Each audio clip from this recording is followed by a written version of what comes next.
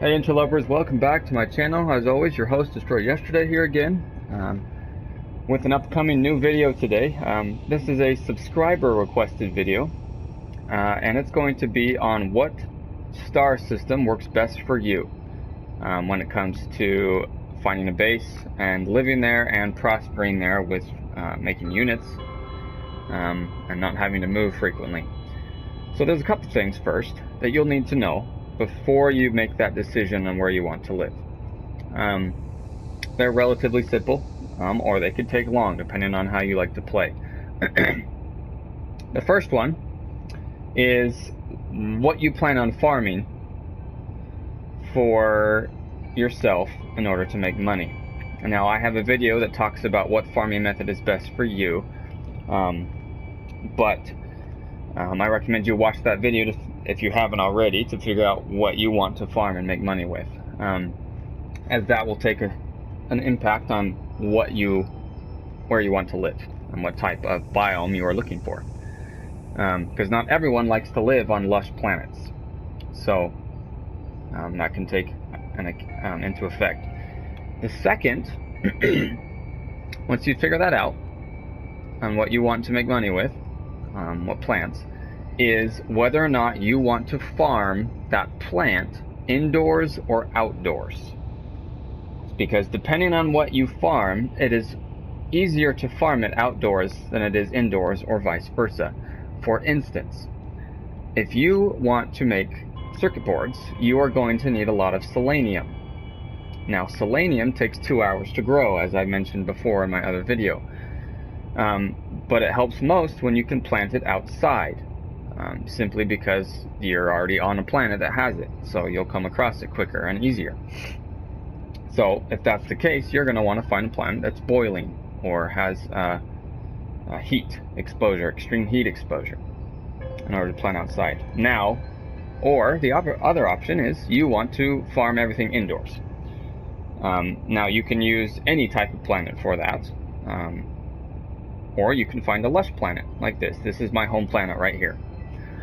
I actually found this yesterday. I was extremely pleased. I'll show you here at the end of the video what it looks like. But if you want to farm indoors, it really doesn't matter where you put your base in, simply because you're indoors. Now, it depends on whether or not you want the ability to go outside without having to worry about hazard protection. So that is where you kind of got to decide what you want. Now, once you've made those two decisions, farming indoors or outdoors, you're going to want to decide what type of system you want to live in, obviously. And knowing who controls the system can have an effect on the type of system you are in. So for right now, I'll show you. Mine is owned by the Korvax. Has 4 planets and 1 moon, as you see here.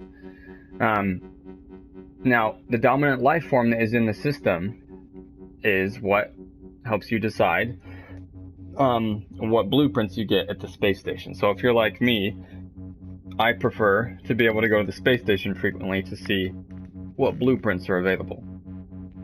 Now, for me, I have just about everything I want on my gun and in my exosuit and on my ship. But there are a couple things on my suit that I would prefer to have, and now that's why I decided to live here in the Korvax one, as the Korvax are the ones that sell exosuit blueprints. So once you kind of decide what you want there, you'll want to decide, obviously, where to jump to with your warp reactors. Now, the best bet of finding a good mix of planets are always in yellow systems. So let's take a look at the galaxy map here. So that's me right there, obviously. So obviously there's tons of yellow systems around for you to choose from.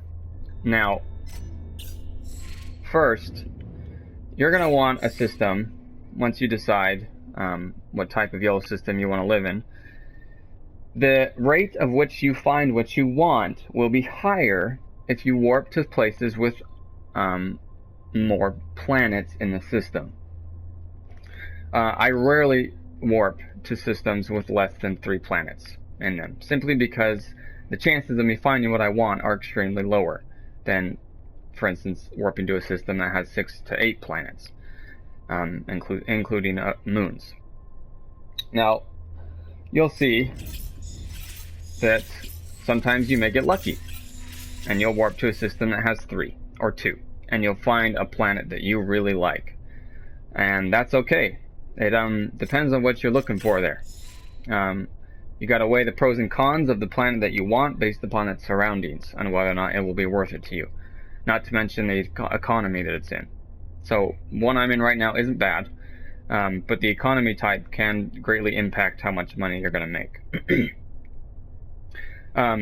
So, once you've found the system that you like, let's now talk about what type of planets you want in that system before you live in it. You're going to want a good mixture of just about everything in the system, which is why it's important that you live in systems that have a higher rate of more planets, because you'll get more opportunities to find stuff. So it's important to find planets that are all different type of biomes. That's in case you need something. For instance, right here I have gamma root on this planet that I can go and get if I need some more. This one, I have cactus flesh, which takes 2 hours to grow, which is really helpful if I need some more of that, which I actually do. So I probably will be traveling to that a lot. These other 2 ones don't have much on them, but from recent studies that I've done, airless and barren and what's the other word over here? Empty type of planets tend to have a lot of plutonium and thamium on them. So that is significantly helpful.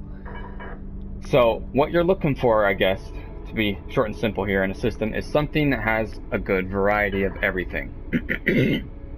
Whether you want to live on a hazardous planet or not.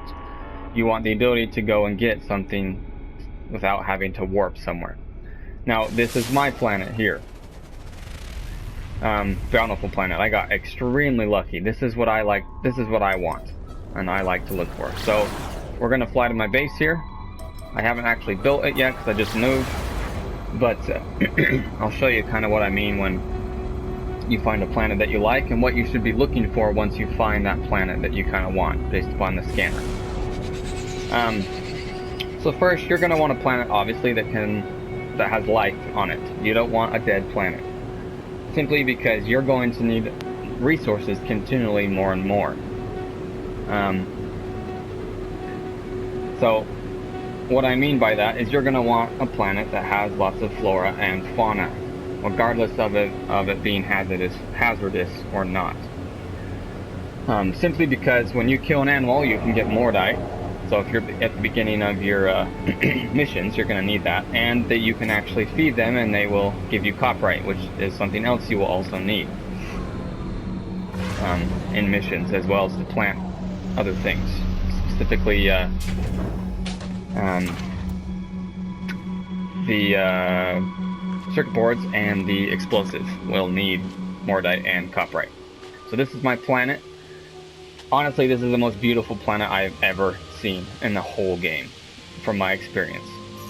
So, to me, I had to live here regardless of what was around in the system. So that is also something you need to remember too. If you find a planet that is exactly how you want it, you need to weigh the options of letting that planet go or keeping it based upon what is in the system. So to me, it's totally worth it to be able to live here regardless of what is in the system, simply because, one, it's a beautiful weather. I can grow anything here inside. I'm right next to a bunch of iron and a bunch of marrow bulb, which will come in extremely handy. So to me, that's worth it to me. So for you, that's what you need to kind of look for, is what benefits the planet gives you, regardless if it's hazardous or lush or whatever it may be. So that's kind of how you can decide whether or not you should live there or not.